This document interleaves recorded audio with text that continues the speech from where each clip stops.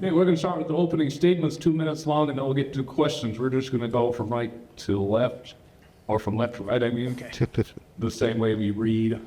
So you want to go ahead and start there at the very end? Good evening, everyone. Thank you for the opportunity to be here, and thank you to all those that organized tonight's meeting and for the church for hosting tonight's meeting. My name is Aaron Perry. I'm a lifelong Davis County resident. I was raised in Centerville, graduated from Viewmont High School, and my wife and I have called home at Layton City here in Layton home for 26 years where we've raised our 4 children. I started my law enforcement career with the Davis County Sheriff's Office in 1999. It's actually where my wife and I met, and it's where I served for 16 years before I went to the Royse City Police Department as the Assistant Chief, and then later the Weber County Sheriff's Office as the Chief Deputy. Serving as the Chief Deputy, I understand the complexities of running a Sheriff's Office, and during COVID, I actually ran the Corrections Division of the Sheriff's Office, and as a team, we received an award by the Utah Sheriff's Association for the work that was done during the pandemic. As Sheriff, my focus will be based on 3 pillars: fiscal conservative principles, professional excellence in employee development, and constitutional integrity.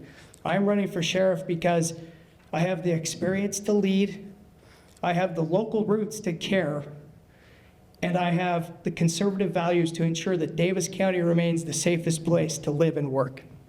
Hi, good evening, everyone. Thanks to the Davis County Conservatives Group for hosting this. We appreciate this.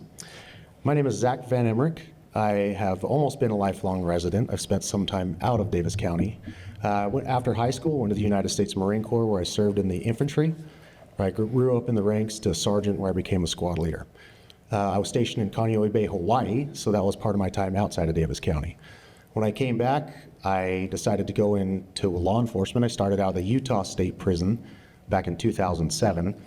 After that, I got recruited to go to Salt Lake County Sheriff's Office, where I worked patrol. I worked at various areas of patrol throughout the county.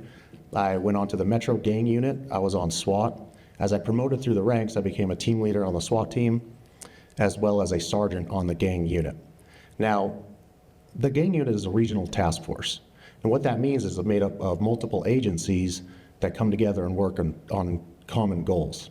I like that model, and that's some model I will try to bring to Davis County. I know it's here, but I'd like to see that model grow. That being said, I promoted a lieutenant in 2020, where I was over the Magna precinct, where I ran a precinct of 45 officers and interacted with the city council on a regular basis. In 2023, the legislature came in and made Unified Police Department and Salt Lake County Sheriff's Office split. At that point, Sheriff Rivera hired me to be the deputy chief over the Law Enforcement Bureau. I helped stand that bureau back up from the ground up, from a non-existent state to the state that it's in now, where I have 95 personnel, and 70 of which are sworn. And then I'm also over the Professional Standards Division, which incorporates training, internal affairs, and our range. That encompasses the entire Salt Lake County Sheriff's Office of about 1,200 people.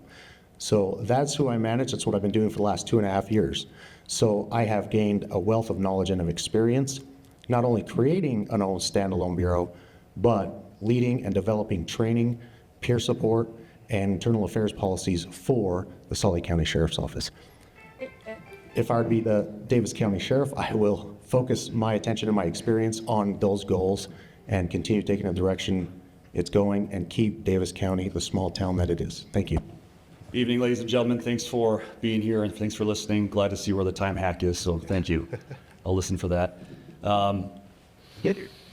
As I started this process, it's been quite eye-opening seeing that a lot of law enforcement agencies throughout the state of Utah are facing some of the challenges that we are within the department. And some of those challenges that I've been able to perceive is lack of change and lack of flexibility and fluidity for a changing world. I've spent the majority of my life here in Davis County. I've lived in 4 or 5 different cities, lived outside of the state, lived outside the country. Been to almost all 50 states and over a dozen countries. One thing I can promise you, if you have not been out, the more you leave, the more you will love and appreciate what we have here. And that is what I am striving to protect and preserve. You go to a different country, and it's really eye-opening the privileges and the freedoms that we have. I've had concerns the past few years that some of those are slipping within our community, within our state, within our country. And I feel like we need to get back to some of those roots and have people get involved. I have 1 and 2 candidates up here today that is going convention only because I believe strongly in the convention system. And I want you to test me for everybody that lives in your neighborhood and your precincts. I want those questions. I've had a privilege to serve at the city, county, state, and federal level. And for the past 4 years now, I've been a part-time firefighter paramedic at North Davis Fire Department. I've worked at the Sheriff's Office. I've worked at the Utah National Guard, where I'm currently an intelligence officer. I started my career at the military almost 15 years ago, where I started on the Army side as a military police, went to the Air Force side, military police. I had a couple deployments in there. Last year, I volunteered to go over to Europe to spend a couple months over in Poland to work some intelligence missions with NATO and with allied forces. And that was an amazing opportunity to be able to go and to learn and to have that breadth of knowledge and information. What I see is a lot of concerns coming down the pipe in the future. As an intelligence officer, that's my job, is to analyze, review, and to provide evidence base. And that's where I'm focused on. And it sounds like my alarm went off, but my focus is that we're protecting our kids, the next generation. We're being hard on real crime. We're not just focused on traffic stuff. We're hard crime, protecting those constitutional rights, getting ready for cyber, AI, and be innovative. And then last but not least, working with all elected officials here within our communities so we can be synergistic and that we aren't just islanding ourselves and trying to make our own decisions. Thank you. John Atkin. Thanks for being here tonight. Excited to see all your faces here. It's wonderful that y'all care this much to be here on a night like this. And thanks for putting this together. My family, my wife and I and our children, we live in Farmington, Utah, and happy to be in Davis County. I've been in law enforcement since 1996. That's about 30 years, and I could spend about 20 minutes talking about the experiences I've had and the background that I have. I'll give you a little brief intro about that. But in 1996, I went to Salt Lake City Police. I worked up through the ranks to lieutenant there. Had some amazing experiences, and after 21 years, I decided I would go work for the Utah Jazz, and I traveled around with them as their team security for a couple of seasons. And that was a lot of travel, and sounds glamorous, but it wasn't. And it was hard to be away from my family. And so in 2019, the sheriff, Kelly Sparks, appointed me to be a chief deputy over law enforcement in Davis County. In the last 7 years, I've been working hand in hand with Sheriff Sparks. And we've been able to make some positive change in the Davis County Sheriff's Office. I don't plan on making a bunch of sweeping changes at the Sheriff's Office if I'm elected. I hope to continue what we've been doing. I feel like the Sheriff's Office is in a really good place. And an example of that is just the different things we've been able to accomplish, the relationships we've been able to improve throughout the county with different law enforcement agencies, with the Controller's Office, with the Commission. And I'm excited to be here. I would invite you to look me up, go to the website, and ask me all the questions you want to, and I'll be happy to answer them. Thank you. All right, we're going to start going to the questions. We're going to start with one of the biggest things going on right now is obviously immigration. We were seeing what's going up in Minnesota. We're seeing how there are certain states out there that want to protect the illegals, and there's others that don't want to. Illegal aliens are causing a big rift in society, and ICE is in the middle of it. But in the middle of that is the sheriff's departments as well as the local police stations. So how are you going to support ICE? What is your opinions on immigration currently? And we're going to go the opposite direction this way. How long is this? 2 months? 2 minutes. 2. Okay. We are currently working with ICE. We've been working with ICE and with our jail for years and years. People are committing crimes, they get arrested, they get taken to jail, and ICE will come and put a detainer on those folks, and they can deport them, they can move them around. That's been our involvement with ICE for years. We don't have anybody on the ICE task force. Moving forward, I wouldn't do that. I would have my deputies do that. I would continue to work with ICE the way that we are. I want to talk a little about immigration. Our party platform actually says the Republican Party honors legal immigrants that come into this country because of what they bring, their entrepreneurial spirit, their hard work and dedication. My great-great-grandfather, Johann Fredrik Oblad, came over from Sweden years ago, started his own blacksmith shop. through hard work and perseverance. My sweet wife, Sandra, immigrated from Argentina legally and became a citizen of this country 28 years ago, and has worked hard to learn the English language, to master it. Now she's a medical interpreter up at the University of Utah. And it warms my heart that we have immigrants coming into the country legally, and that our country allows them to thrive. As far as illegal immigration, I think we need to secure our borders. I think we need to work with ICE where we can, as we already are. ICE is in a pretty difficult spot right now. I think they're working through it, trying to be professional and get through it maybe. But that's my stance on immigration. All righty. Though we might be working with ICE at the Davis County Sheriff's Office, there are no official MOUs in place. You get on the DHS website, you can see who has official MOUs in place that have been signed and approved, and then some that are pending. There are 3 different types with that, but I would encourage you to go do some research on that aspect of it. One of my concerns, if we don't have an MOU, if we don't have an official stance on that regard, is inadvertently becoming a sanctuary city or sanctuary place for people that maybe are here illegally and maybe are criminals. Those are my concerns. In my mind, I promise you, it doesn't just go to our neighbors to the south. As a military intelligence officer, I have great deals of concern with people here from Iran, people here from China, people here from North Korea that have come across that do not like us, that will steal from us, that will use any way they can to get what benefits them personally. Those are my concerns. And I think we need to have a clear set stance of, yeah, we have MOU in place so people know where we stand. Also, so we can open up options to be able to have funds and other types of resources with our partners. All right, so going back to what I said earlier, I was part of the Metro Gang Unit for years in Salt Lake County. Not only did we work in Salt Lake County, we worked Davis, Utah County, Summit County, worked all over the state. That being said, I did work with ICE on a handful of different occasions. Anytime we ran into someone that we couldn't identify or we thought was maybe someone of another nationality, they, at that point in time, around 2013, 2014, had a much better identification system than we did for illegal immigrants and criminal immigrants. Seeing how that worked, was able to identify that equipment that we needed to bring into the rest of our agency for fingerprint identification stuff. So I was there at the forefront of that to help bring that into the Unified Police Department. Now, that being said, I'm a full supporter of ICE. We need to be helping them. If they need help on the streets and they're calling for help, we as law enforcement better be there to back our sisters and brothers. I stand by that wholeheartedly. If they're in trouble, I support federal law enforcement out in enforcing federal law. Now, as far as detention, that's where it becomes a little sticky. Kind of like John mentioned, MOUs and contracts, that's one thing. Immigrants who are here illegally are treated differently than criminal inmates, as you'd think of. So that being said, we need the federal government to give funding for training, housing, and a separate detention facility to hold these individuals that have not committed felonious crimes or criminal crimes that you think normal, and they're just on an illegal immigration hold. They have different rights, and that's why we don't hold them on a large scale, and that's why the federal government builds detention facilities for them. I am all in support of having that type of facility in Davis County and cross-deputizing our deputies if the funding is there to support that. Thank you.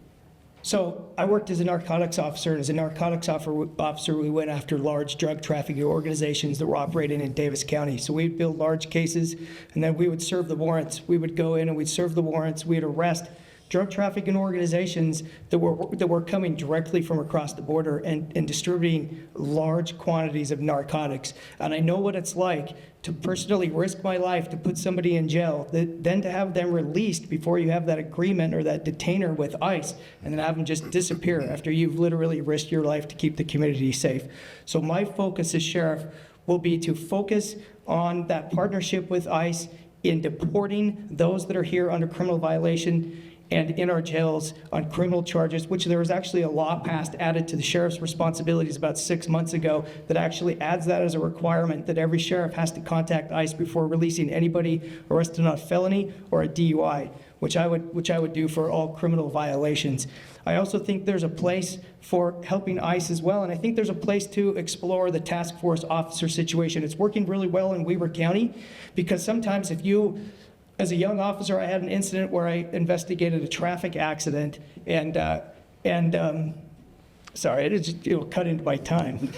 So I was investigating a traffic accident. We couldn't have that person identified, so we contacted ICE in order to be able to have that cooperation so we could continue our job. If you can't contact them, there's value in having that agreement and have officers assigned as a task force officer. As someone who personally responded as a chief deputy to the Salt Lake riots, as a chief deputy with 60 of my officers, I will not allow riots involving protests to ICE. I will not allow it. I will allow peaceful protests, but I will not allow riots, and I will defend those officers serving their duties to that extent that people protesting then start to commit criminal violations. Excellent. Good responses, all of you. So a big part of being a sheriff is making sure that the deputies, everybody working underneath you, have a high rapport with you. There's high morale. What would you do specifically to make sure we're raising morale within the sheriff's department? And number two is retention, making sure that morale is high enough that you can retain those. We're going to start here. Well, that's nice. All excited. Yeah, super excited. That's a great question, actually. So one of the aspects of my job currently over the Professional Standards Division with peer support is to focus on deputy mental health and wellness. We as a career really, for lack of a better term, suck at taking care of our deputies and our mental health. As a profession, we end our own lives more than bad guys kill us and more than we die in traffic accidents. So this is a huge priority of mine. Right now, I am currently seeking funding for a LCSW position to create a resilience program in Salt Lake County Sheriff's Office.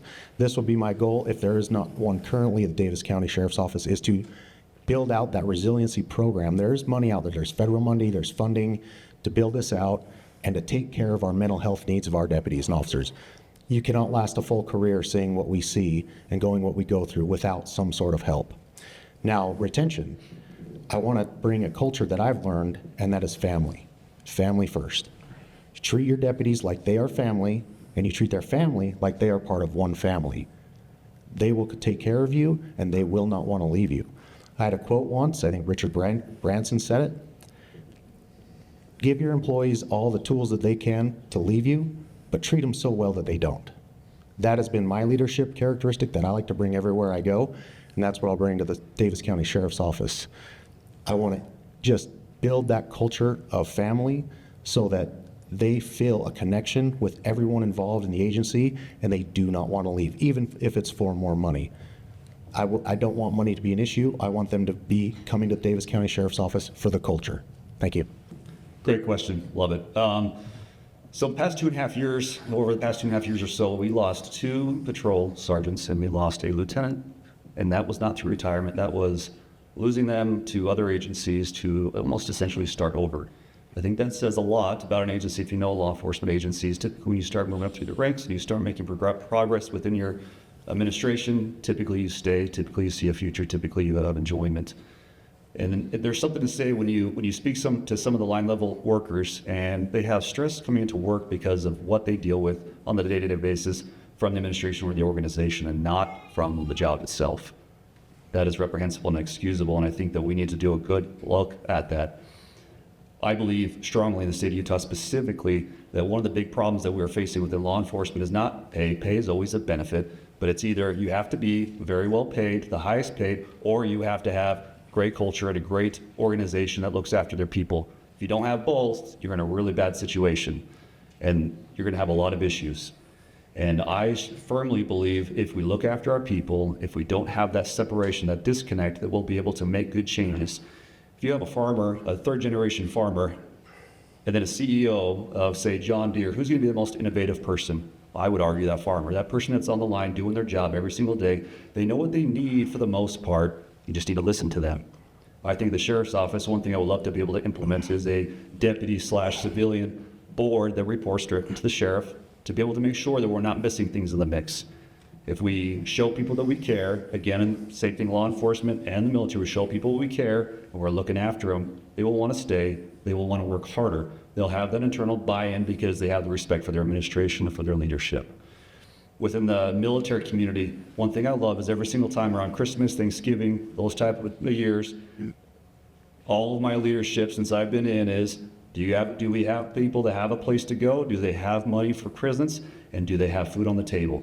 Unfortunately, that is not something I've experienced within my line of work. And I think that we need to do better, and we should do better. Thank you. Thank you for the question. We've done some creative things to try and improve morale and take care of our deputies and our civilians. One thing we did when I arrived in 2019, we didn't have a peer support program at all. And I was a peer support team lead when I was in Salt Lake City. So we implemented a peer support team in Davis County. We have a strong peer support team. What that is deputies and civilians in each area of the office that are trained to help out where they can when anybody needs a hand.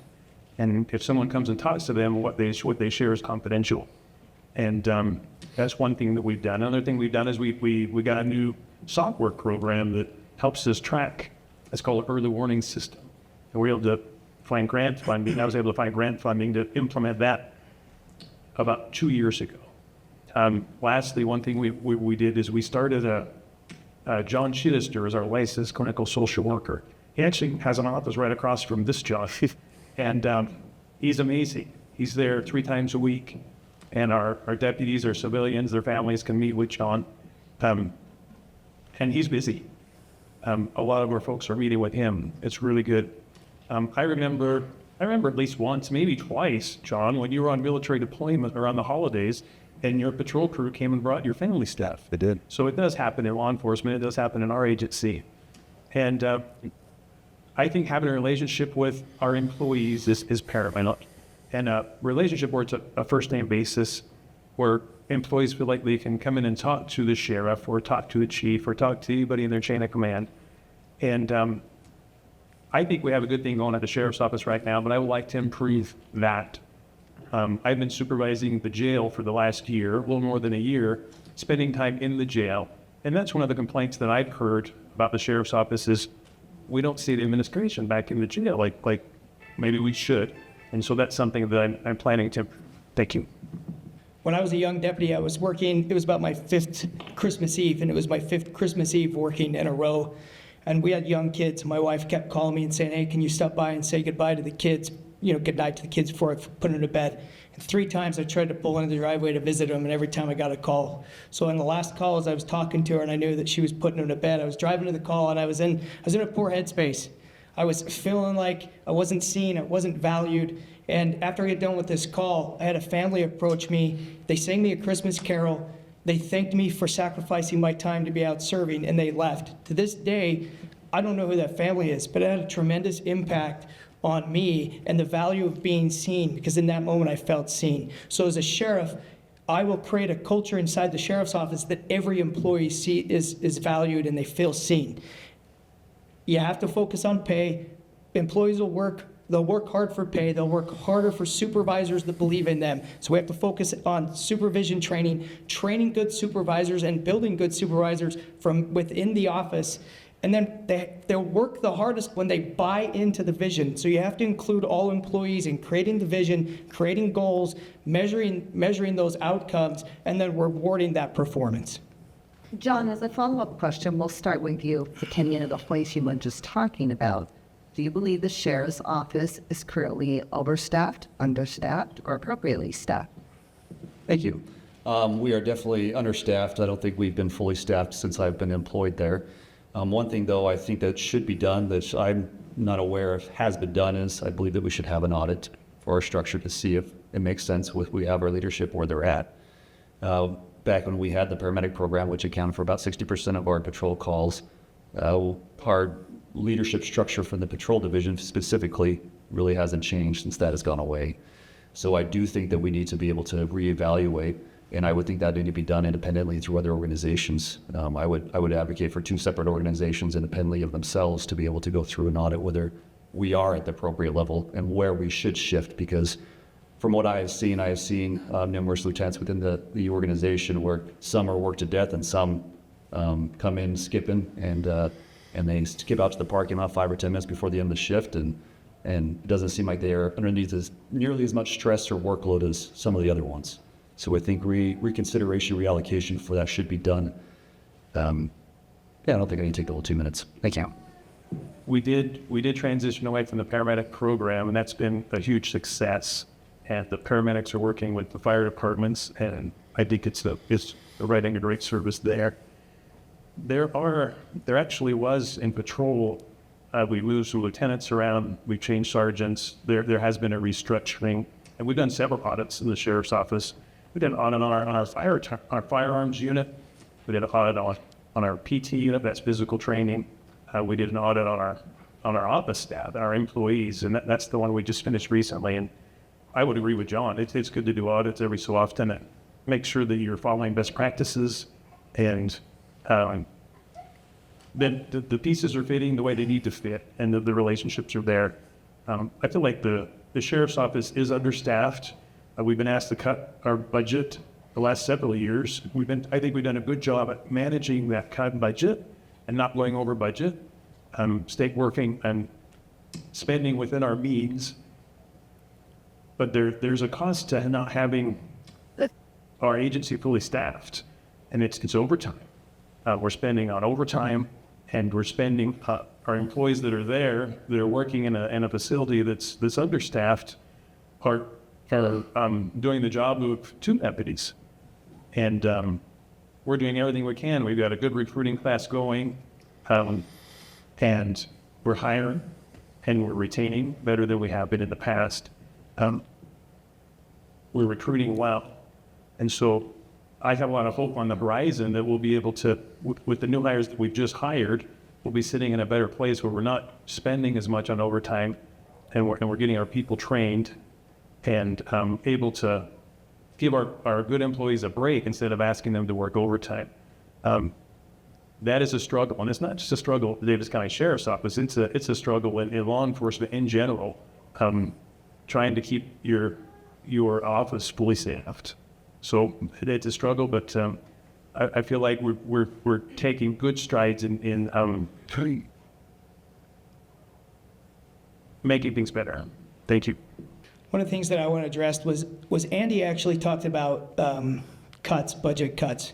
To me, budget cuts have always been, they're reactive. They're reactive when you're over budget and it's kind of an emergency, you have to find these cuts. One of the things that I'll focus on is continual improvement from cost savings and really building a culture where everyone's looking for that continual cost savings, and we're constantly reevaluating so we don't get in those situations where we have to make some of those emergency cuts. I do think that my experience, 6 years at Weber County, will provide the ability in that evaluation to understand, are we understaffed, are we overstaffed?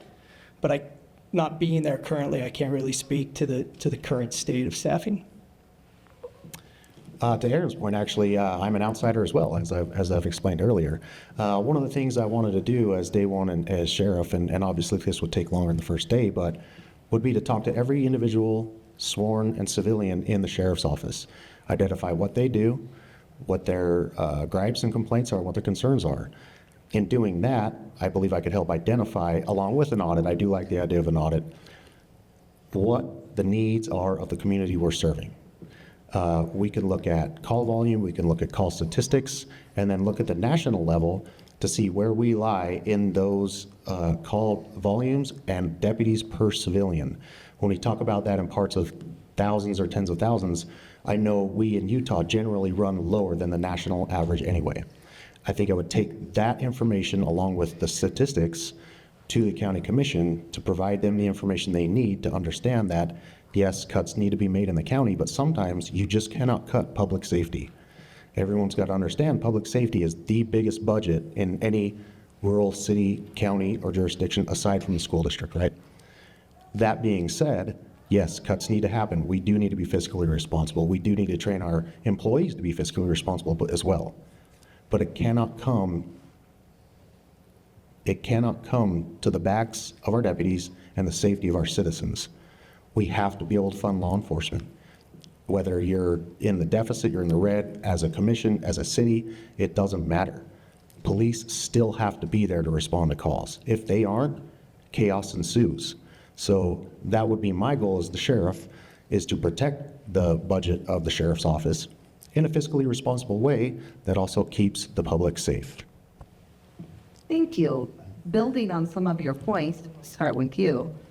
How should the sheriff's office be held accountable for budget overruns? So I think the first step in that is doing those audits and doing those evaluations.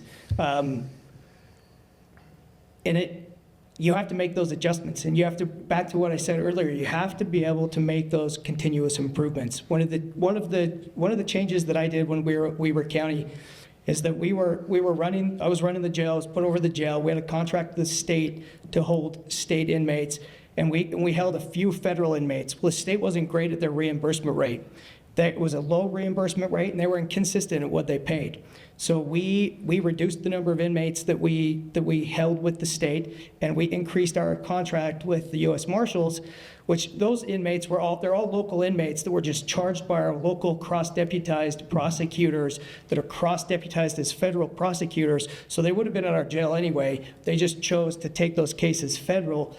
And we were able to actually bring $1 million a year back into the budget by that. So you've got to create a culture where we're not just asking for more money, but we're working together to find those cost savings so that we can thrive as a county. Yeah, I had to build on that. To what Aaron said, take that a little further, there's plenty of federal grant money out there and state grant money that we can apply for all sorts of different things we can do, equipment, training. There's numerous avenues we can find other ways to identify incoming money, as well as federal. I do like the federal inmate part. I recently, where I am, they identified that the U.S. Marshals were underpaying them. So we renegotiated that contract, which did save us, or brought in an average about $1.2 million a year, just from renegotiating the contract.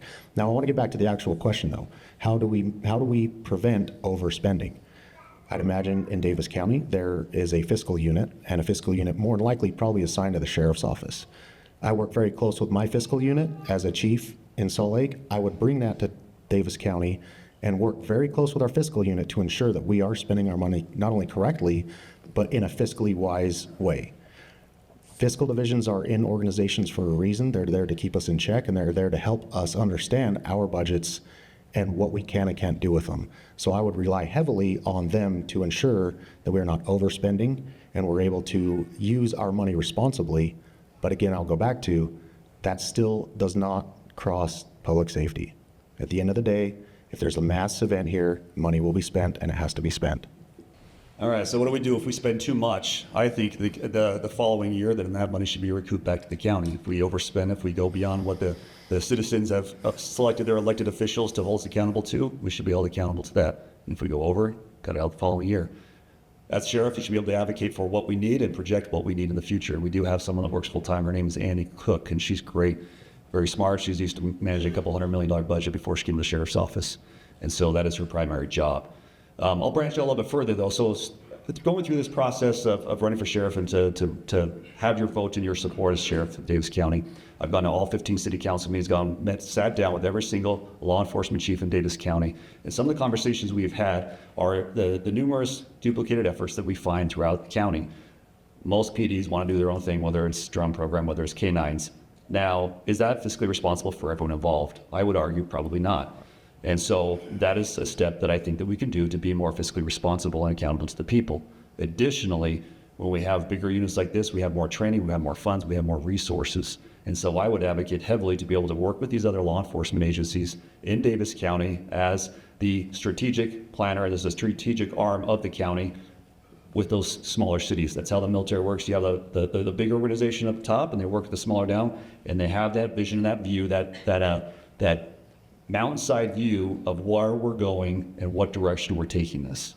And that's what we need to have at the county level. We need to be able to have that good relationships. So when I do something silly or dumb, which I'm sure everybody will, and I would at some point, that I get that phone call and we have those conversations. And I firmly believe that is a good path forward, to be able to be accountable to you, to have a vision, and as well as do right by our law enforcement by providing them the means, the resources, and the support that they need. Thank you. Thank you. I think these gentlemen have done a good job answering that question. I will say that I've been there for the last 7 years, working hand in hand with the sheriff, and we have never overspent. We've always turned back money to the counties. And so we are accountable to ourselves. We hold ourselves accountable. And we don't spend money that isn't ours. To answer the question, I would agree that if we did spend money that was over our allotted budget, then we would have to go without something that we need, whatever that is. Right. And as Zach stated, you don't want to cut public safety, but Aaron made a comment that is interesting. We were not asked to cut our budgets because of anything we did. We ran our organization, we managed it, we spent the money on the things that we needed to, and we turned money back. The county came and said, you need to cut your budget, and not just the sheriff's office, but every office across the county had to make budget cuts this year. And that had to do with the tax increase and how much they did the tax increase and the budget shortfalls that they had as the county, but that was not the sheriff's office. We've been very responsible with our budget, and we will continue to do that. I think it's paramount. I also think that if you're going to elect somebody to be the sheriff, you should elect somebody that actually has budgeting experience at the high level. I've been supervising all three bureaus. That's corrections, that's administration, and that's law enforcement. Have been managing their budgets for 7 years and making sure that our budgets are where they need to be. And if we can save money, we save money. And we're fiscally responsible. Thank you. Well, it was interesting you said the comments that you said, because that's where we're going with our next question. So we've got highway patrol that manages the state, sheriffs that manages the county, then we got our police officers. So how do you create a atmosphere of we're all on the same team? We're going to start here with you and just go right back. It's a great question. And I think a lot of people don't really understand how that relationship works or who does what. But you've got state troopers and highway patrolmen that work for the state, generally. You've got deputies that work for the county, and then municipal police officers that work for the cities. We have 15 cities in Davis County, and the deputies and the police officers and the troopers work together really well. It isn't our place to manage their budget. Each city has their own budget. We work together, but some of the cities, we have three cities that are contract cities, actually contract with Davis County Sheriff's Office to provide their law enforcement services.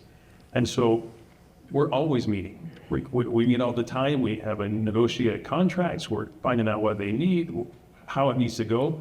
And then we work hand in hand with the other cities, but they've got their own police departments. And so it isn't my place to tell another city how to spend their budget. It is my place as a county to be a resource to them when they need it.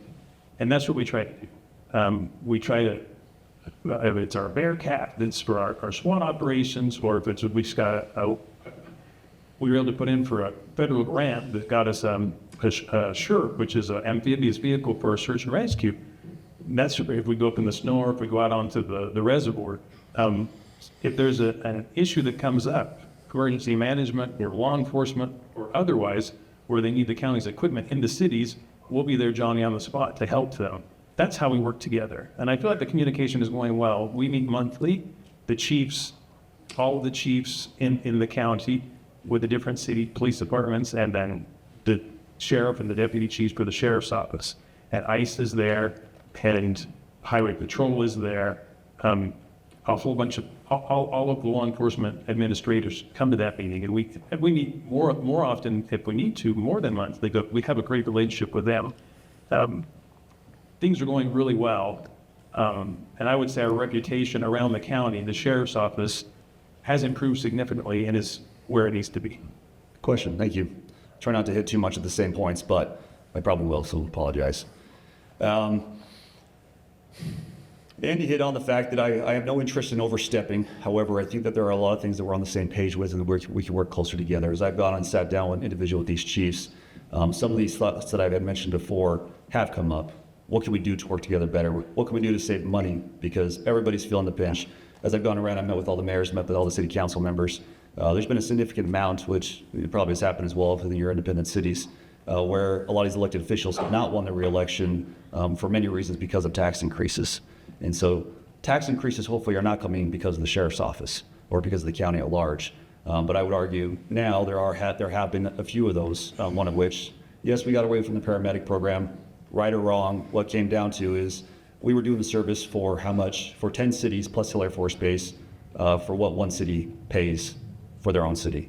And so when we started talking about fiscal responsible, that question comes to my mind, is are we kicking things down the road where other people have to pay more money when we were doing a service for a better price? I'm not sure I know the answer to that, but I think that is something that we should always have in mind. As well as I got around, I sat down and met with numerous elected officials, especially in the north end with mayors. There was concerns that they were not aware of the sheriff's office was getting out of dispatch service, which is increasing their fees 300 to 400% for dispatch services. And that, of course, is a big concern to them because now they got to be able to reallocate funds. They got to go. The mayor and the city council have to go to their city and say, hey, we got to raise taxes. We need more money. And they are going to be held responsible to the citizens for a decision that they claim that they didn't have much of a choice in or aware of or foresight in that information. So I think that to play good, I would advocate, and I would definitely do it myself, where I would meet annually with our mayors and with our city council members to make sure there isn't anything festering, to make sure that we are on the same page, 100% meet with the law enforcement chiefs. But again, if I'm going to be your representative, I can't get to all 380,000 residents, but I can get to all of your mayors and city council members. Thank you. Yeah, that's a great question. And I'll go back to the early time in my career when I was on task force with the gang unit, and I started realizing that to be successful in law enforcement, you have to build a relationship with other agencies. If those relationships don't exist and you can't communicate, that's when we put ourselves in silos. When we put ourselves in silos and we individualize our own area, then things can become combative. Not necessarily combative, but on the streets, it's very territorial. Now, we don't want to have that happen. What you want to see happen is a great relationship, great working relationship between the agencies, and I would foster that as the sheriff. I am glad to hear that they meet monthly with the chiefs. That's something we do down south, and that is something I, as the school security chief over Salt Lake County, have voiced a lot of my concern, a lot of my problems and issues with the way that we're doing things, the way that it's dressed. And so having those relationships with those chiefs are what help us become a regional asset. With the Davis County Sheriff's Office, it's been a little mentioned too a little earlier. That's what I'd like to see the Sheriff's Office become, if it isn't already, or bigger than what it currently is. That regional asset for the county that any police department can call for anything, whether it be forensics, drone support. I think John mentioned that. Being that regional asset is good for a few reasons. It makes you the hub of the county. It kind of helps you run those relationships a little bit better. And also, every citizen in Davis County, whether they're in a city or unincorporated or a contract city, still pay county taxes. So at the end of the day, the Davis County Sheriff's Office is a county organization. It's not just to West Point, it's not just to unincorporated, it's not just to Fruit Heights or South Weber. They are law enforcement for the entire county. And that's where sharing those responsibilities come into effect, and that's for the Sheriff's Office to step up and be that regional asset for the county. I think every panel member would agree with me that at the line level, there's not really those silos. When you have a bad call, when you have a dangerous call, everybody comes together and puts all those differences aside to get the job done. The problem comes at that administrative level, and that's where the focus needs to be to avoid those silos and create cooperation. And back to the audit comment, you have to be able to have social capital with those other administrators that you can hold each other accountable. One of the things that we discovered when I was at Weber County is due to an agreement from decades prior, we were covering a portion of Ogden City that was due to some expired agreement from 30 years, and it was a high call volume. So we were funding a response by our deputies to Ogden City with deputies that were being paid for by West Haven, and we were having the same thing with the Highway Patrol. Over time, and due to an old, outdated agreement way before my time, Highway Patrol wasn't responding to calls on a certain section of the state road. So we built a relationship with those agencies, had that conversation to make sure that the individuals receiving the services are the right, that they're paying. The ones that are getting the service are paying, and they're paying the appropriate amount. And we don't have those efficiencies or unnecessary duplication of service. So we're going to keep going with kind of a similar discussion here. So when your agency gets assigned an actual case, Are you going to make the arrest, follow through, or do you wait for other agencies to come? We're going to start with you and this background. Yeah, absolutely. I look at the severity of the case, right? I think any case that happens in Davis County jurisdiction, Sheriff's Office jurisdiction, that's homicide, felonious rape, kidnapping, the big ones, we should hunt them down. We should go get those guys. We should put them in jail. I also look at, like I go back to earlier, the regional model. We should also be that organization that everybody in the county looks up to. If there's an agency that's too small, and they don't have a fugitive unit, we should be that unit they can come to when they have a fugitive or a homicide suspect or a kidnapping, DV suspect, any kind of aggravated felonious suspect. We should have an organization, a small unit that can go out and identify and locate that person. I have that unit currently where I'm at. That is one of the most recognized units in our organization. They travel throughout the state and all around the county to help every agency on their major crimes. That's where we're identified as a regional resource, and that's what I'd like to see the Davis County Sheriff's Office become.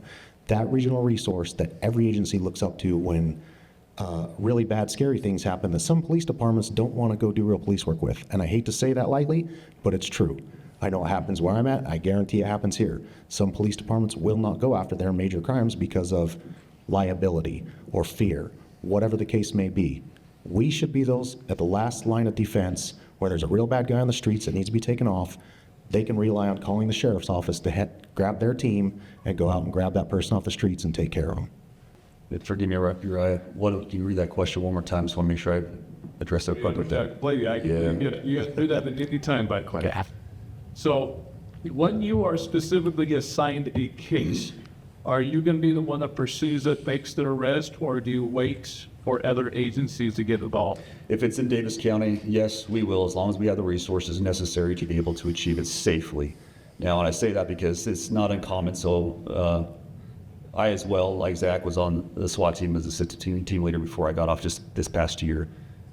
Generally, the common practice is if we have a case that maybe is in Salt Lake or within Unified's area, we'll call them and say, this is what we have, and it's their area, so we will let them decide whether they want to skin it or if they're okay with us doing it.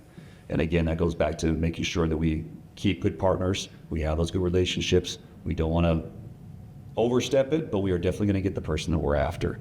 Same thing with any other city. If it is our case, the common understanding with the law enforcement is, yeah, it's your case. Okay, what do you need to support? That's 9 times out of 10, probably close to 10 times out of 10, how that response is. And again, facilitating those good relationships, making sure that we have the resources to do it safely, notifying the appropriate people, notifying the mayors in those cities so they know. And so when they start getting calls from the news on why we're doing a big event or something in their city, that they actually know, so we don't throw them under the bus and keep them out of the loop. I think all these things are good relationships that we can and should do and do better and focus on. Thank you. The question that you bring up, I think you're focusing on the agency and not the sheriff, right? Your sheriff's agency. Sheriff's agency, okay. And I would agree with what the other gentlemen have said. I think they said it well.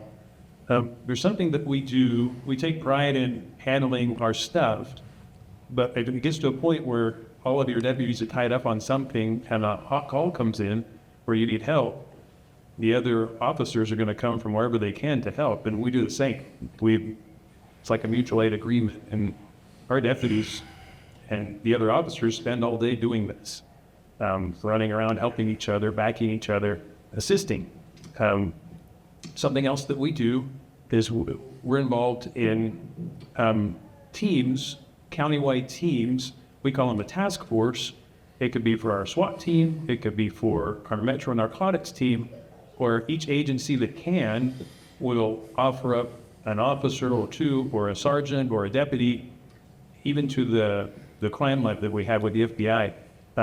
And Davis County is participating in all of those, and all 4 of those task forces and leading in that area.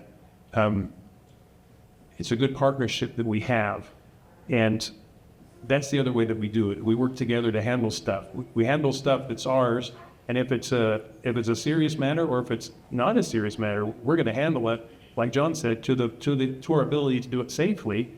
And if for some reason we can't, then we'll ask for help. But usually we don't have to ask for help because our officers are listening on the radio and they're going, they're helping. Thank you. I agree with what the others have said. As sheriff, I will make sure that deputies receive training and they feel confident in their abilities and the resources that they have to make those arrests inside of our jurisdiction. One of the things that I want to mention is that I know the question was more about the agency than the office, but I think there are times when, you know, the sheriff's primary responsibility is basically a CEO of a multi-million-dollar agency, but there are times when the sheriff and the chiefs need to stand out front and kind of lead the charge. And I mentioned this a little bit earlier, but back in 2020, when I was at Weber County, we did that at Ogden and Salt Lake. We responded to Ogden, to the protest. They thought we were going to turn into a riot there to help Ogden. They had just had an officer killed in the line of duty, and they were worried those protests were going to turn violent. And the chief came out and said, we're not going to allow them to touch this memorial with his vehicle that we've established. So we were there in force to make sure that that didn't happen. And that's a time and place where your top leadership, I think, leads from the front out there. Those are rare, but those are cases when you do get out there, out in front, and lead from the front. Let's move over to accountability to voters. There's a question asked here, how should voters evaluate an incumbent sheriff's performance? I'll start with you. One more time. How should voters evaluate an incumbent sheriff's performance? I think voters should look at what the sheriff has been able to do over the last 7 years. This is Kelly Sparks' 8th year, and he's retiring. And look at the agency where it is now, and look at the agency where it was in 2019 when he took over. One thing he did was he brought in expertise from the outside. I spent my career 21 years in Salt Lake City. That's the busiest city in the state. There's a lot going on there, and that's where I learned how to become a leader. When I applied for the job here, he plugged me in appointed me to be the law enforcement chief, and they had a chief over corrections and a chief over administration. And I think it's great to ask, what are the problems? What's going on? What would we do better? I think everybody can, if you're honest, can find ways that you can improve in your personal life and in your career and in your agency. And I'm not going to say that everything's peachy and there aren't things we can improve. But if the voters look at the improvements that have been made and where the office sits right now, to me, that would be the telltale sign. Kelly Sparks is retiring, and he's asked me to run, and he's endorsing me to run for sheriff because he believes I'm the right candidate to continue moving our office forward. And that's why I don't have a bunch of big changes that I want to make. I do have some personal things that I would like to change and do. And I'm concerned about safety in the community and in the schools. We've done a really good job of working with the school district to provide school guardians and get them trained. We have a school security chief, like what Zach does in Salt Lake County. We have a chief in here, Jeff Kendrick, and he's a lieutenant and he's doing awesome. And I think really setting the standard for the whole state. Thank you. Thank you for the question. Great one. So how am I going to be accountable as the interim sheriff if I am blessed enough to be able to get this election? How am I accountable is multifaceted with how I view this. So Andy mentioned his endorsement from the sheriff. I have over 20 endorsements from your mayors, from your city council members, from your state legislators here in Davis County, because I am making those relationships. So not only you can hold me accountable, but they can hold me accountable. So it's not just one point of failure, it's a couple. And that is where it should be. I should feel the pressure from your individual mayors if they aren't happy with the service that's being provided at the sheriff's office. So I can have those phone calls and I can have those relationships. And so they can represent you and who they share their support to. As well, within the sheriff's office itself and be able to be accountable, I strongly believe that we should have public information on what our strategic plan is. Do we have a 1 year, do we have a 3 year, do we have a 5-year plan on where we're driving law enforcement and the county at large? That the sheriff's office and the commissioners and the mayors and the police chiefs are on a very similar page. And I think that's where we should be able to drive those efforts, because that is going to avoid duplicated efforts. That's going to avoid duplicated spending. That's going to avoid going outside the box that we're trying to stay in or off the rail. And I think that's really what we need. And what I would be a heavy advocate of is a annual review, where I say, okay, here's our 3-year, here's our 1-year, and here's our 5-year plan. And at the end of every year, it is my responsibility to tell the public where I made it or I missed the mark. And I think that is what we're missing. We need to be able to have that visual representation so everybody knows what the expectation for me is. And that way I am more accountable to myself and to you because I have told you what my plan is. It's always nervous or worrisome. I'm sure these gentlemen have faced it too. Before we threw our hat in the ring, it's like, oh, okay, I'm going for this, but if I don't make it, yeah, it might be a little embarrassing, but I'm not going to leave anything off the table. And I think that is a key, is we need to be able to put ourselves out there and be uncomfortable and say, this is what I'm going to do. So that way I hold myself to those standards. Thank you. That's a great question. One of my favorite questions I get all the time. What is the difference between a sheriff and a police chief? The difference is they're bosses. A police chief is hired by a city manager or a mayor. The sheriff is hired by you. You are my boss as the sheriff. I agree with what they said. That's great. Have a strategic plan, all that, look back on my 4 years or the incumbent's 4 years. That's how you identify some of the places that mistakes were made. I'll go out to the mayors and the councils and have those conversations, build those relationships. But at the end of the day, you're my boss. You are who I work for. So my number one goal is to keep you safe and keep you happy. So my goal as the sheriff is to take my deputies and turn them towards a community-oriented approach, right? We as law enforcement struggle in getting out of our patrol cars. We need to get out more. We need to get out and interact with the kids. We need to get out and interact with civilians and citizens. We need to get out of our fishbowl and our little 360 lens, our little comfort zone inside our cars, and get out and interact with the public. As the sheriff, that's what I plan to do. Interact with the public on a regular basis. Have a coffee with the sheriff or lunch with the sheriff monthly, where the public is invited to come give me your input, because your input might not get heard at a city council. Your input may not get heard at a county council. If I'm not there to hear that input, I want that input from you. You, the citizens, are my boss as the sheriff. I will listen to you and take your concerns and your complaints, see if I can rectify them. If I cannot, I'll explain to you, this can't be rectified, or this is an issue, or maybe it's a different perception that you need to look at, or I need to look at, so that we can come to a common resolution for whatever problems the citizens are having. You're my boss. You tell me how to do my job.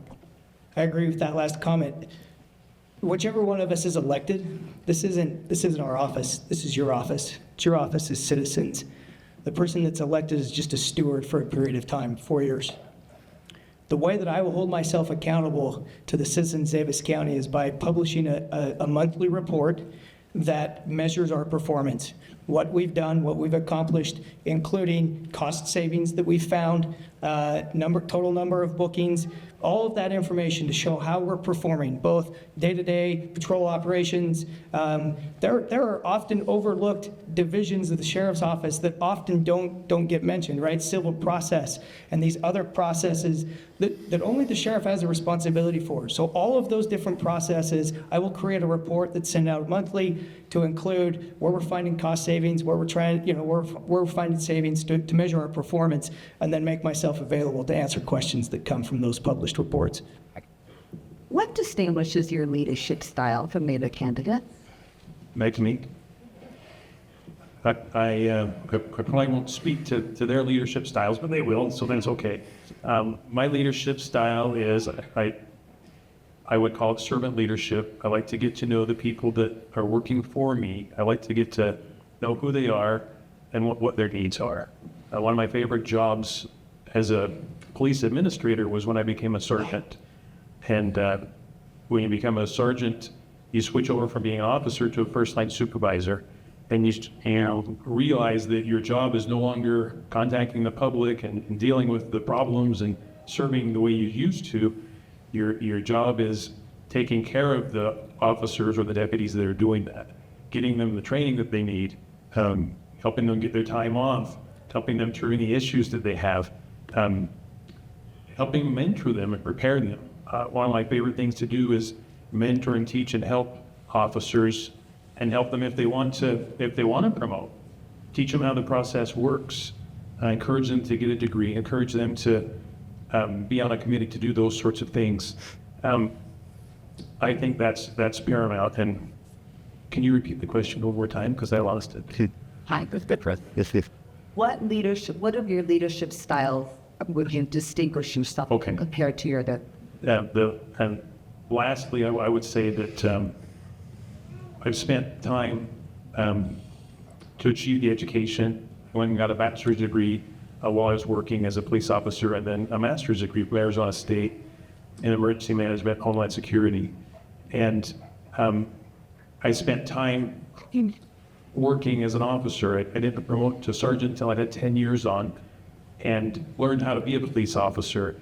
And I spent another 8 years as a sergeant before I became a lieutenant. I have 18 years of leadership experience in 2 large metropolitan agencies, Salt Lake City and Davis County, for the last 7 years, serving as a chief. And I'm the most experienced leader in this race. That would be the biggest thing that distinguishes me. What distinguishes your leadership style from the other candidates? Thank you. Appreciate it. You can have many years of experience, but it's not going to change unless you change. Dick Winters, if you guys have seen Band of Brothers, one of my favorite quotes from him is, "Never ask your men to do what you're not willing to do yourself." I have done almost any kind of grunt work you can talk about when we start speaking of law enforcement. Fire instructor, DT instructor. I went to Salt Lake City SWAT school. I went to LA County SWAT school. Firefighter, paramedic, patrol officer, court security, criminal investigator, internal affairs background. Then we go down the military path, but I won't bore you with that. I think it's knowing what is required of your people and being able to have that empathy with them for what they have to deal with on a daily basis. It's about them. One of the things I love about within the NCO Corps, the first sergeants within the military, is the saying that mission first, people always. There's no way we can accomplish anything within this line of work unless we are putting our people first. We're investing in them. They feel comfortable to come speak with us. Again, I'm sorry I keep doing this, but as a military intelligence officer, but also throwing an internal affairs investigator, my job is to be unbiased. I need to be able to feel comfortable to speak truth to power, to go and sit in front of the general, the governor even, which we have, and say what our report is, what our classified briefing is, what our report is, no matter how much he doesn't like it.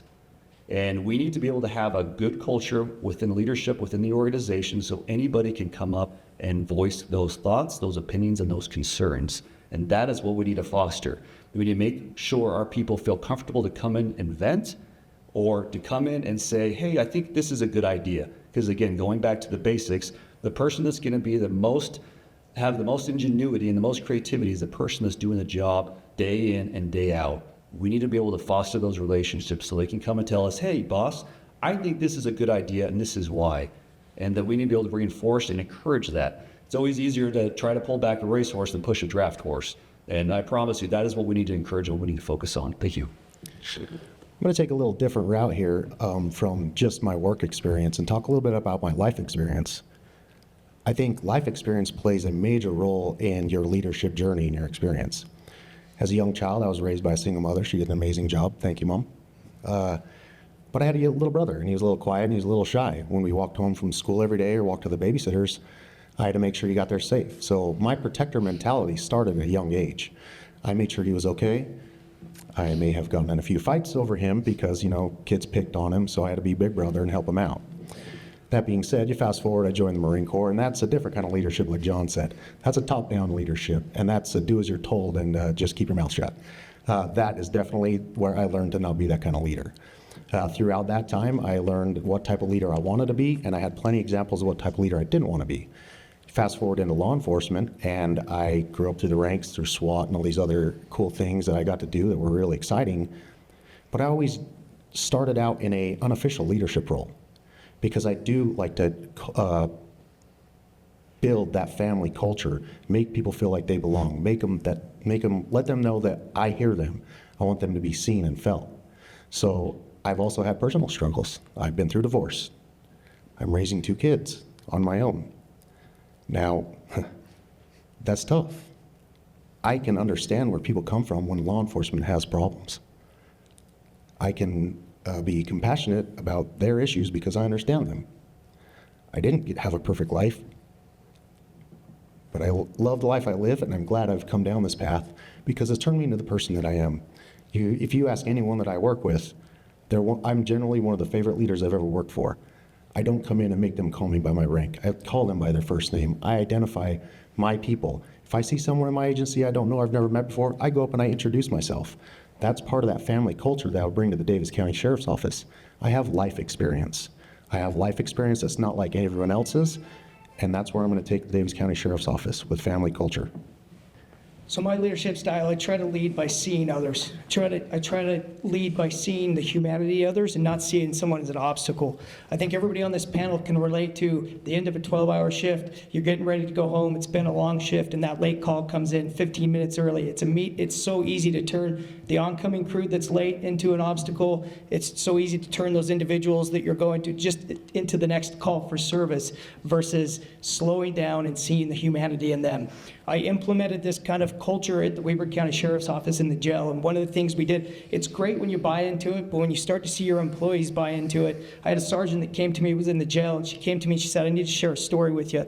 She said, we had a unit that was getting ready to riot. They wouldn't go back in their cells. We were getting the SOG team ready to go in to use force against these individuals to force them into their cells. And I decided to start using these principles that we learned about seeing other people, and it just engaged the leader of this kind of group in a conversation. Why are you here? Why are you doing this? And I learned about him. I learned why he was upset. I learned that the only person in his family that talks to him since he got arrested was his grandma, and we cut the phones off just as he had made contact with her for the first time in 3 months. So they made arrangements for that phone call, and then the individual looked at her and said, I will get everyone to lock up because you see us as people, not like animals, but I'm not doing it for them. I'm doing it for you. And that's the kind of leader that I am, and that's the culture I want to build at the Sheriff's Office. This is going to be a little bit longer of a question. Oh, this is hopefully actually. So around the country, we're going to go off what you're talking about.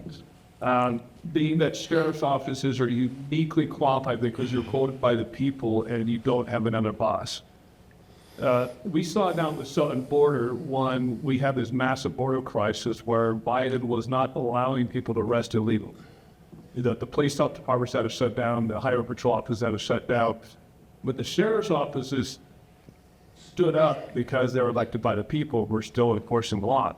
We've seen the same thing happen in California where there's cities that were trying to harp down on Second Amendment rights and trying to enforce new laws that were not justified and not gone through the courts yet. But yet we had sheriffs publicly stand up against that, saying, no, I'm going to uphold the Second Amendment.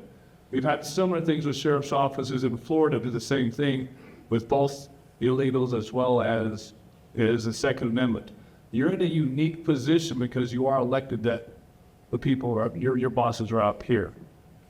As mayors change and governors change, what will you specifically do to uphold the constitutional rights of the people and not leadership in the state or in the cities that are trying to overgo their boundaries a little bit?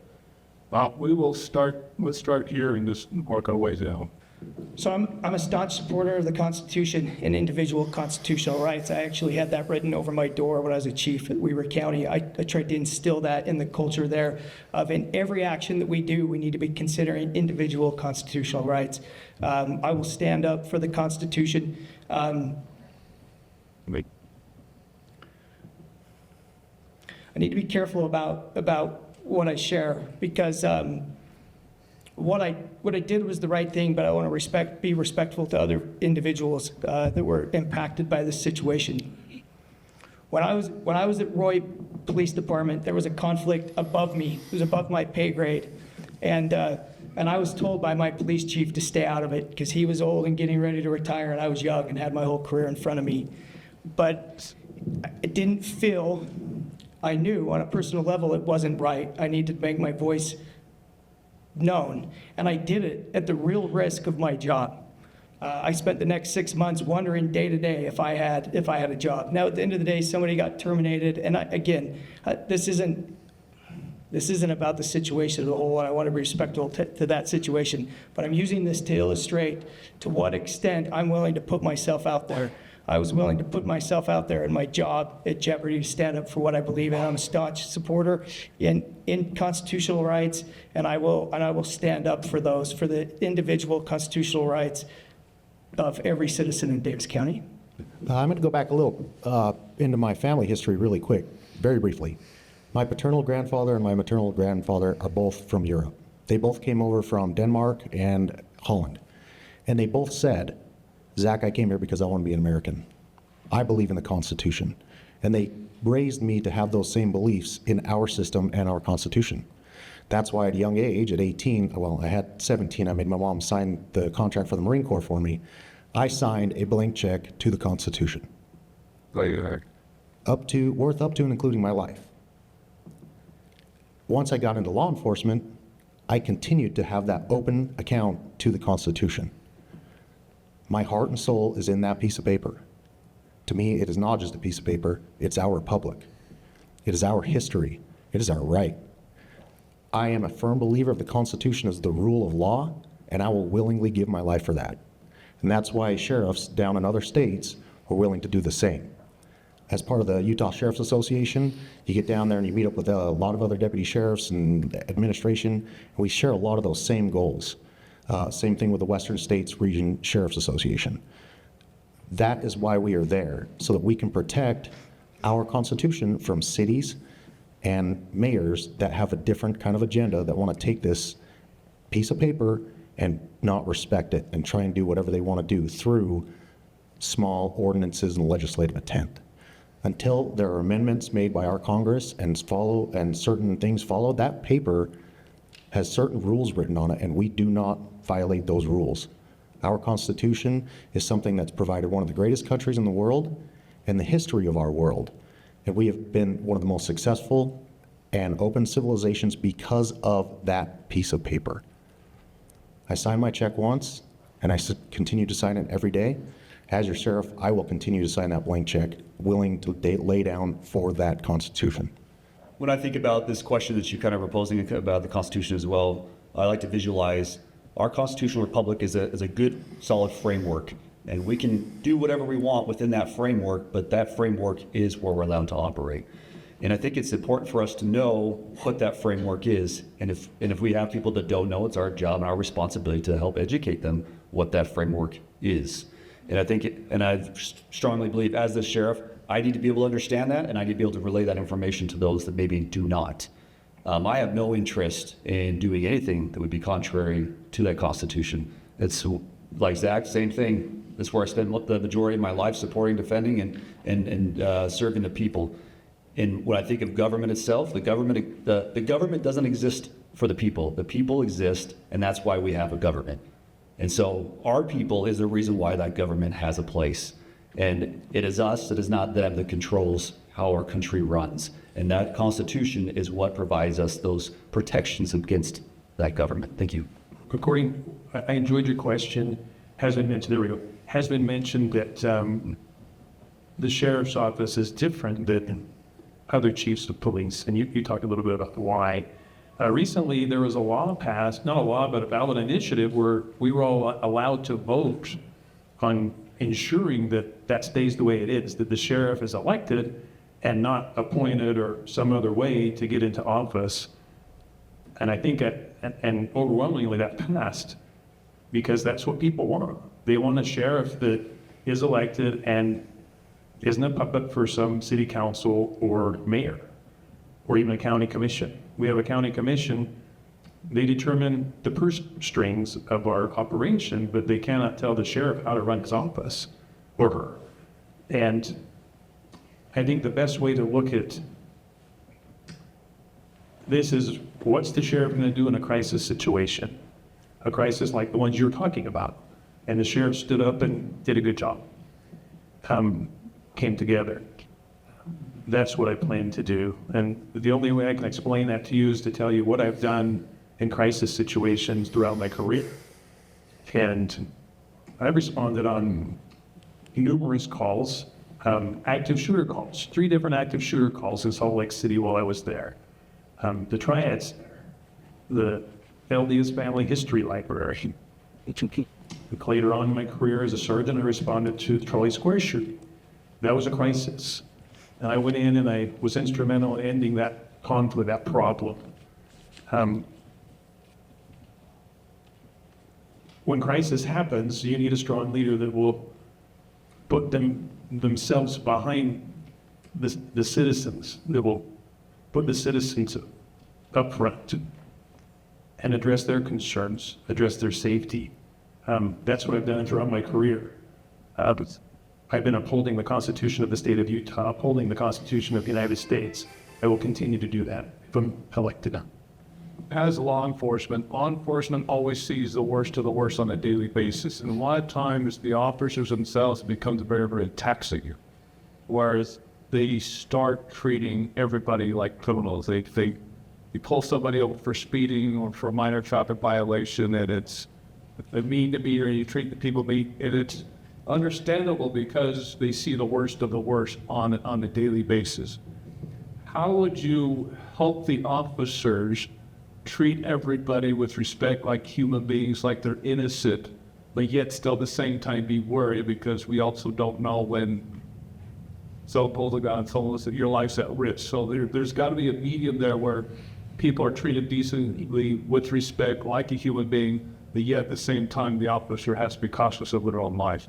We're going to start with you and then wrap around this way. Great question, thank you. My mind goes to, we need to make sure that our officers, our law enforcement officers, feel that they are part of the community and view themselves as the community. And if that means we have courses or we have classes that go over the Constitution, go over the early stages and early formation of the country, then great. When we start to have people that have buy-in and feel that they are part of an organization and a community at large, they will have a heavier vested interest. And I think that goes from the top down. As I've said in times past, I will not consider a chief deputy at the sheriff's office that does not live in Davis County. We need to be able to have people that live here, that are among the community, that love the community, that have relationships among the community. And as we show that we have that, it'll trickle down. So we have these conversations with our line level deputies and our sergeants that are out working, and we express this desire to have these good relationships and the fact that we're protecting our kids and we're after the hard criminals and the hard crime. We're not super upset or egregious on things like traffic or small. Yes, they need to be done, but we place emphasis where it should be. And we help those law enforcement officers understand that is what we're after. We're not after making the good citizen and the good productive members of society have a bad day. We are after the bad guys, so let's do whatever we can to find and take care of the bad guys. Thank you. So this question to me is talking about the officers, how we're going to make sure the officers are okay, and whatever they get into, especially if they get into something that's going to be in the media. The best way I can answer that is I have experience in this area. I was involved in 2 officer-involved critical incidents where I was the shooter, Charlie Square, and then again in 2017, Officer Lovell was being assaulted by a suspect, and I was the watch commander as the lieutenant over the city at the time, and I responded and was able to help him safely out of that situation where I think he was seriously injured, but I think he probably would have been killed. And because I fired my weapon in both of those incidents, I got to go on administrative leave. There was an investigation into me. It's a homicide investigation when you fire your weapon in a lethal force situation, and you have to be cleared. And we don't take those days lightly. We don't go around firing our guns off willy-nilly, but when you have to do that to protect the life of a citizen, in my case, Charlie Square many citizens, and then or to protect the life of yourself or another officer, a fellow officer, and that's the only choice you have, you use deadly force. Well, I've been on administrative leave a few times, and since then, I've been able to have a very unique view of what our officers are going through when they get put on administrative leave. And it can be administrative leave for a shooting, officer-involved shooting, but it can be for lots of other things. I'm acutely aware of what the officer and their families are going through. Try to get through those investigations as quickly as we can, because it is awful to be on administrative leave, to be separated from your coworkers and your team. And because I'm aware of it, I make it a point to make sure our officers are taken care of. So I touched on this a little bit, but I'll go back to it. I shared that story on Christmas Eve where I wasn't able to see my kids and I was headed to that call. And I was feeling unseen, I was feeling unappreciated. And I want you to imagine for a minute, you're the person on the other side of that call, right? You're the person that's going to receive me showing up to that call. and how, how I might respond when I get there. So one of the things that I've enjoyed doing quite a bit, and if you're familiar with the Arbinger Institute, that's the training that we rolled out. I wrote a grant for $150,000 and rolled it out department-wide at the Weaver County Sheriff's Office. And what that did is it equipped all of the officers with tools, specific tools to recognize when they were seeing individuals as an object, when they had done exactly what the question asked, right, where you see everyone as a criminal, and then gave us tools to recognize that mindset and how to get out of that mindset. And we saw great results. We didn't track it. We weren't great at tracking those results, but we saw a decrease in our use of force, a decrease in our complaints, and an increase in our productivity. They did a great study. They did a long-term implementation with the Kansas City Police Department. You can read the results. They received equal results. And that's the plan that I will implement to equip our officers with those tools to recognize that and to better interact with the community. Let me start off real quick by commending Andy. Andy is widely known in Salt Lake County for the Charlie Square incident, and you are a hero, man, and I appreciate it. Thank you very much. That being said, to your question, I was that person. 10 years in, I was a patrol sergeant. I'd worked Midvale, I'd worked Gangs, I'd worked Mill Creek, some of the busiest, second to Salt Lake City, of course, areas in Salt Lake County. I was that person. I saw everyone as an object or a person. Every person I pulled over was a bad guy. Everyone was attempting to kill me. After chasing some of the baddest guys in the state, murderers, gang members, I realized I had a problem. Through all the incidents I'd been through, I realized I needed help. Luckily, I did, so I chose to seek out that help. Since then, I've realized that, and that's what I said earlier, we need help. We need to help our deputies. We need to help our officers with mental health awareness. Like I said, we take our own lives by our own hand more than we are killed by bad guys or traffic accidents. That's unfortunate. That needs to be stopped. I would build out a resiliency program. There's a lot of cities and agencies across the nation that have they do daytime yoga sometimes. Can you believe that? Your police officers go on duty and then they do yoga in the morning. But you know what? It works. We need something to get out of this mold of, I hate people. Because I've been there, and it's not a fun place to be. So when you offer that opportunity to deputies and officers to work their way out of that rut, it helps them become a better person. When you're a better person and you're happy with yourself on the inside, you're going to treat the citizens better. So luckily here, we have pretty good following of citizens. We have pretty good support, which is amazing, and I love that.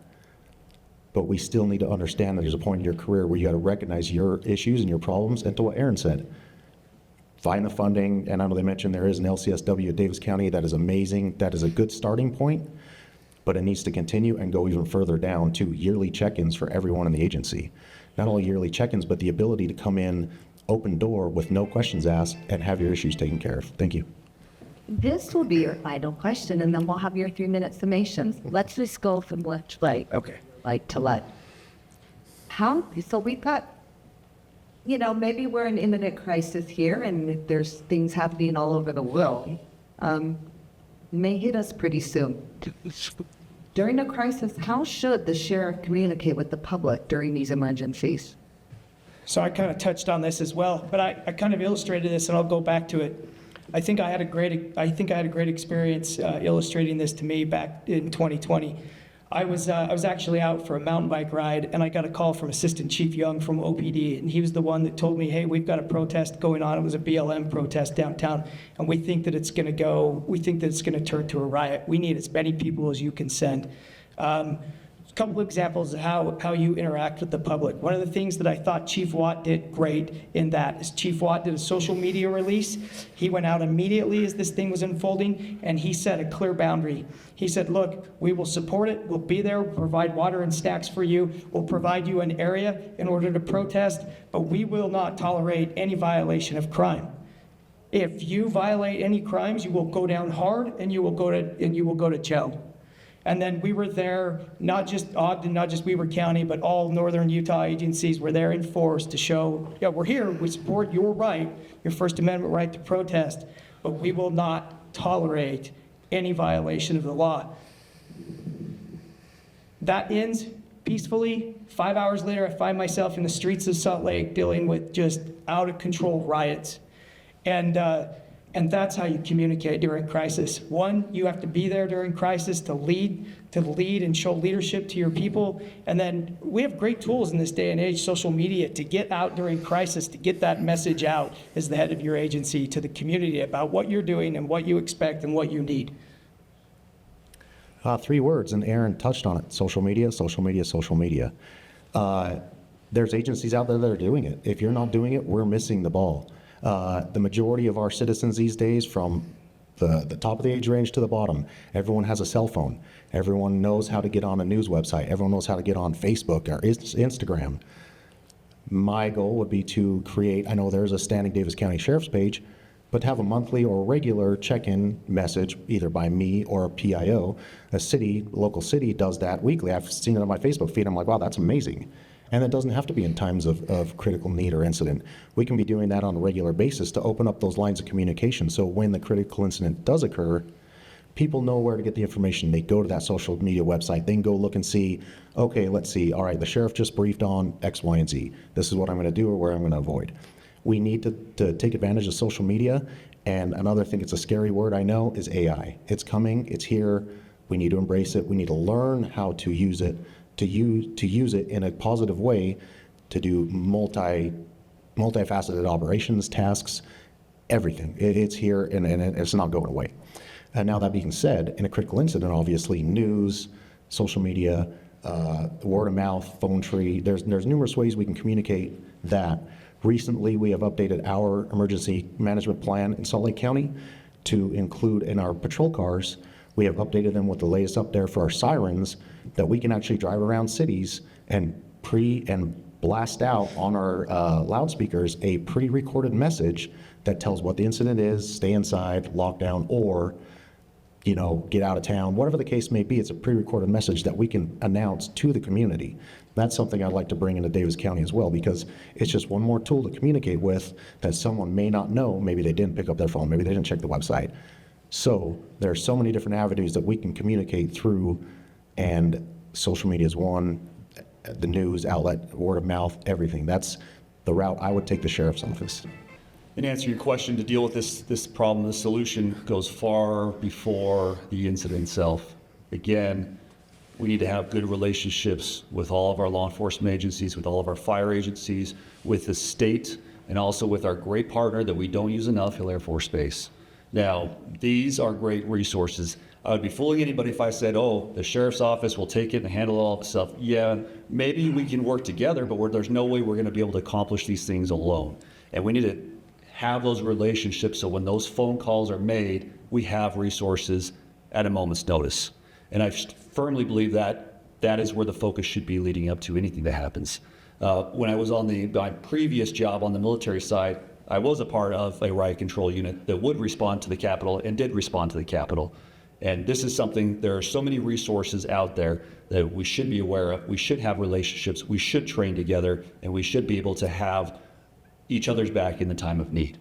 And that's where my mind really goes to is, yes, I can only do so much within my sphere of control, but if I have those relationships, I have those partnerships, we can do far more. Thank you. Thank you. I think John is on the right track there. I feel like if the only time you're talking to the media is when you're in a crisis, that's not enough. We try to put out stories we have a public engagement coordinator, manager at our office who does a really good job of highlighting the stories, what's happening in the sheriff's office weekly, monthly. We do a lot of events, if it's Santa and the sheriff, or it's trunk or treat, or junior deputy camp. We have a lot of really cool activities, even with the Citizens Academy, and as a joint effort with all of the police departments in Davis County and the sheriff's office, and putting it out in social media, as has been mentioned, but putting it out to the news, putting it out to everybody, not when it's a crisis, just to we got to tell our story, and we've got to let people in. Sometimes there's this, I don't know if it's a code of silence or what it is, where you imagine officers or deputies driving around in, darked out vehicles and keeping to themselves and being stealthy and protecting from afar. And I think you've heard today, that is not how any of us want to run a sheriff's office, because that's not effective. It doesn't create a way where officers and deputies can interact with the public. I rode downtown on motorcycles. I also rode downtown on mountain bikes throughout my career. That was a great way to ride in and talk to the business owners, talk to the people out on the streets. I would ride up in the avenues and the trails, and we do have bikes, but I would like to expand our bike program in the county, because I feel like it's much more inclusive. It's easy to talk to people. When you asked the question, immediately what I thought about was the sheriff standing in front of a camera and addressing the people, and that has to happen. But it also has to happen all the rest of the time when it's not a crisis. Thank you. Thank you so much. Why don't we begin with our 3-minute summations from this? Okay. I promise I won't go for 3 minutes.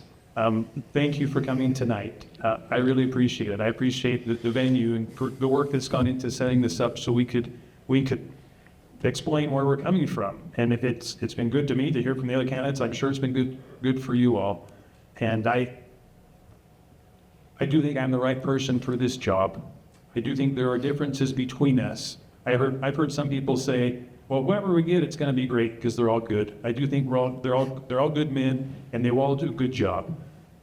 But we're not all going to do the same job. I think it would behoove all of us to try to decide who's the best fit, who will do the best job.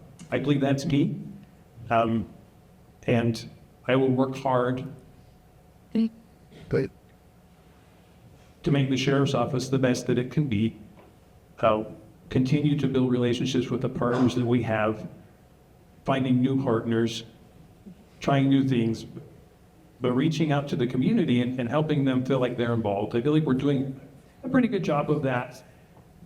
But I envision a county where the deputies are out playing basketball with the kids in the parks. That's what I like. That's the image that I have. That's what we did when I was in Salt Lake, and it's effective.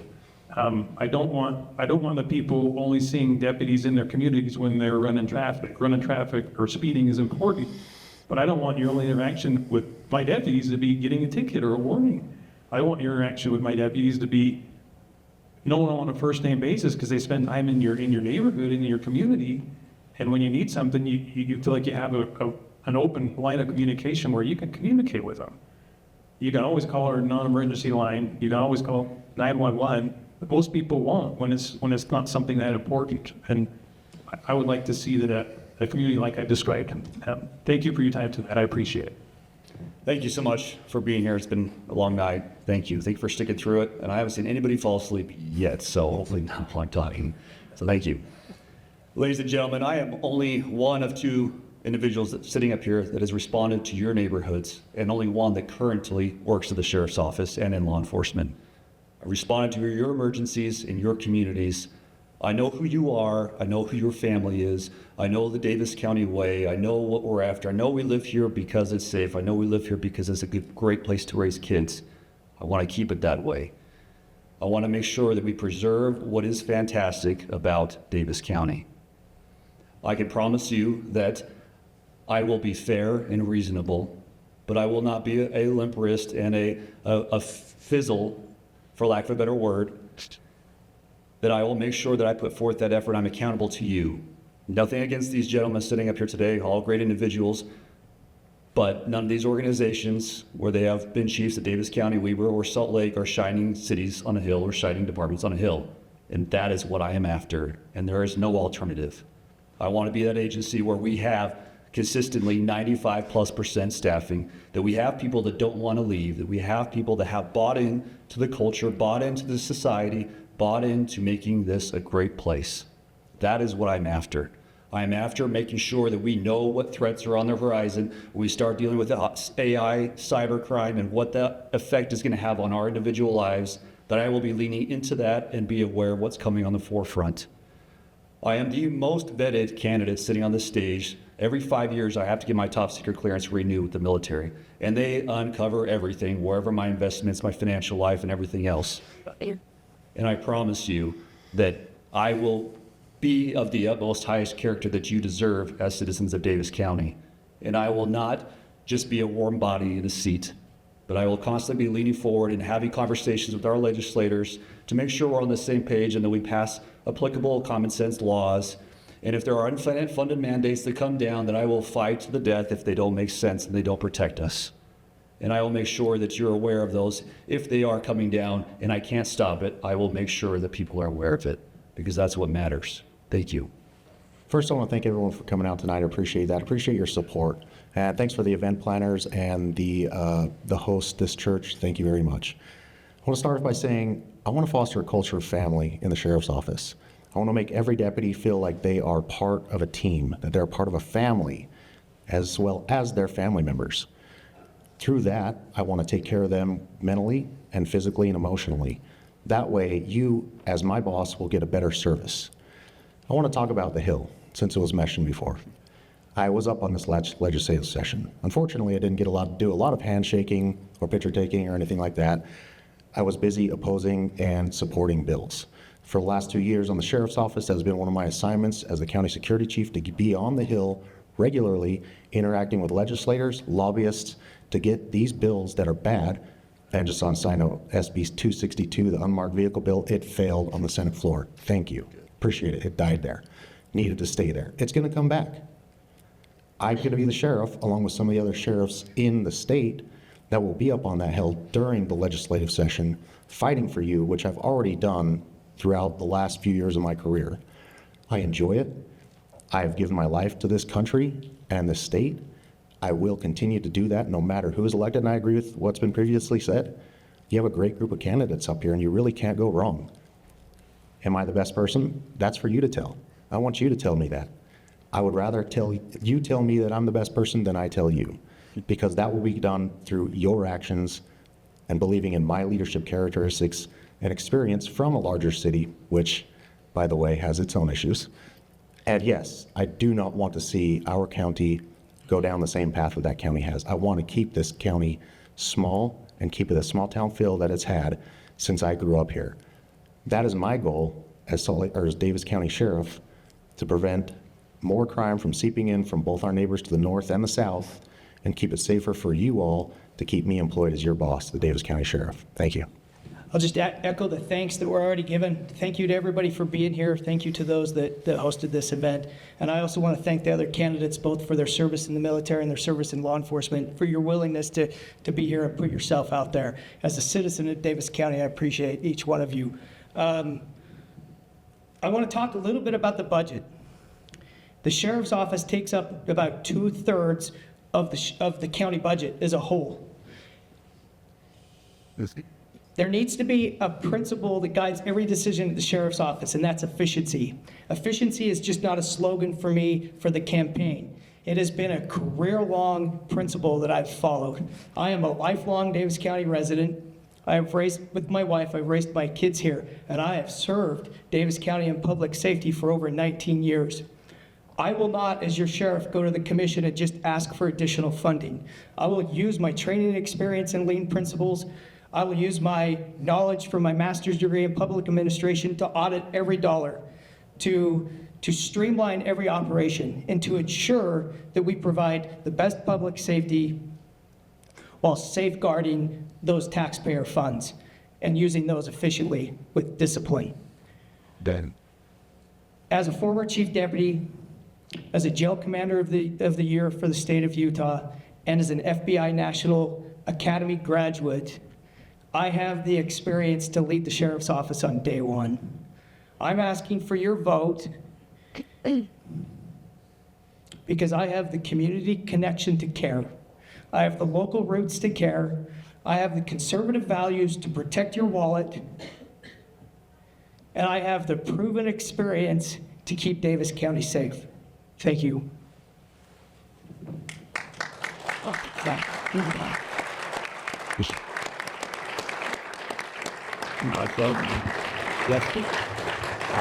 Thank you, Uriah Kennedy and Ingrid Bexmich-Zerferi, for moderating your debate tonight.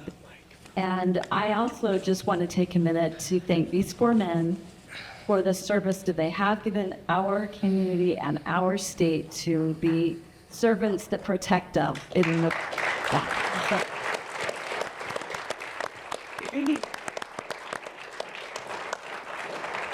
It takes a special kind of person who wants to put themselves out there in harm's way to protect us. So I really thank you all for the service that you've given. I know I can't ever thank them enough. But I really appreciate them coming out tonight and allowing us to answer these questions. And another thing I want to say is it's really hard, right? I mean, we're hearing clearly 4 really good men answer questions, and as a delegate who they first will go to county convention, it will be difficult for us to make a decision as to who will be best to serve. And I really believe in the caucus and convention system. I don't believe through signature gathering that we can choose a candidate that best represents us, because it separates the candidate from the people. And even though someone files for signatures, it doesn't necessarily mean they have to get those signatures. And I want to encourage you guys to not get your signatures, to really trust the delegate, because that way we're up close and personal. And as soon as you go to the primary, it's all about money. Who has the most money? Who has the most signs? And it becomes very impersonal and separates those candidates from the people. And frankly, it makes it really hard for us to get the best candidate, because the best candidate often doesn't have the money that it takes to run those kind of campaigns. So I want to encourage you all to go be delegate. I know what this means when I say maybe don't sign the signature packet, because it doesn't help us in getting the best candidate. So that's kind of hard for me to say, but I just am going to say it anyway. But thank you again for being here. I really, really appreciate your effort, and I hope y'all enjoyed yourself. 2 weeks from tonight, we will be having the same format with Senate and House candidate, and 2 weeks after that, it will be county commission. So next week, will you read my friend? Joshua, I just want to emphasize what she is saying. We had SB 54 come in place back in 2014, and it's the worst thing that's happened to this state. You've got to understand how that corrupts politics. There are too many people in our Senate that do not believe in that, so we need a royal change in our Senate right now. We could probably get a repeal passed in the House, but it's, at this point in time, it's not going to pass the Senate. I've been asking Musselman, I've asked who are some of the Harper, I've asked a number of others about SB 54, and there's still too much support up there. You have to understand what that does. So when you're a delegate, I'm a state delegate and I'm a county delegate here in Davis County, just so everybody knows. And Ingrid here is also a state delegate here. So we're not just running a podcast. I'm both state and county delegate. She's a state delegate. When you have the politician who's up there running and they have to answer to the delegates, they can stand in front of that delegate and be asked questions up and down and backwards, and they have to answer them. Every single candidate has got to recognize each individual candidate or each individual delegate and answer those questions. They'll probably visit into their homes, and they'll visit all the little meet and greets we have, all the libraries are going to have to do this. So they're going to see each and every single delegate several times. The delegates talk amongst themselves and ask me, did he answer this question the same way with you that he did with me? Did he change his story? Did he become more conservative or less conservative with you just because he was talking to a different person? All those are specific questions that we as delegates ask them. When it's a populist, when it's a popular competition, when money's on the line, it's just not the same type of respect. Because they can put out TV ads, radio spots, put 1 billion billboards out on the streets, and it becomes the name recognition contest where money wins every single time, and we've got to take money out of it. I had 2 senators fight with me that says, well, money's not the correct argument. How's money going to solve it? It is very simple, because I can take a delegate that could only raise $100,000, and I can take another delegate that can raise $1 million, and they're going to be equal in the caucus system, because in the caucus system, you have the delegate could raise $100,000, put up the same polling table, put the same balloons, the same pins, the same T-shirts out on the table, and talk to the same delegates.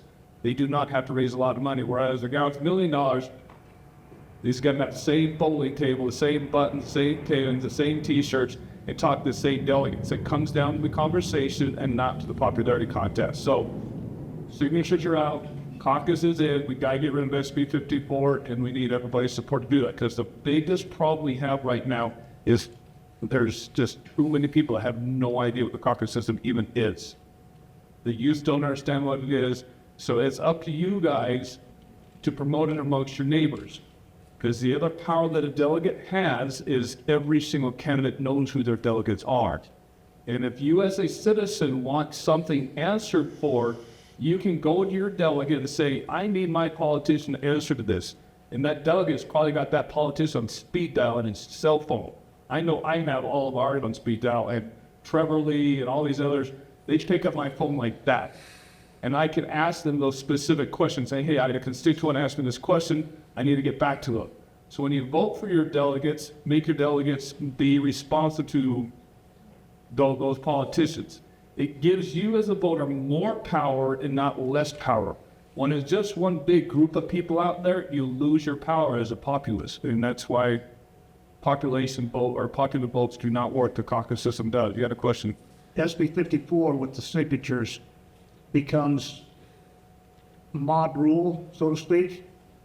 Whereas, let's look at the difference between that and what we truly are. We're a republic. We're not a democracy. We're a republic. Nowhere in the Constitution does the word democracy even appear. But we are a republic. That's the spreading of representation. And that goes down to the delegates, and the delegates represents those people in your neighborhoods. So it goes deeper than that. Whereas signatures, they're getting those at the entrance and exits of grocery stores, gas stations, wherever it's convenient. Half the time, the people that sign it don't even really know what they're signing. So, and for an example, I won't say which race this was. I'm sure some of you know, but one elected official technically is not legitimate at this point. There were over 1,700 signatures short to get on the primary ballot.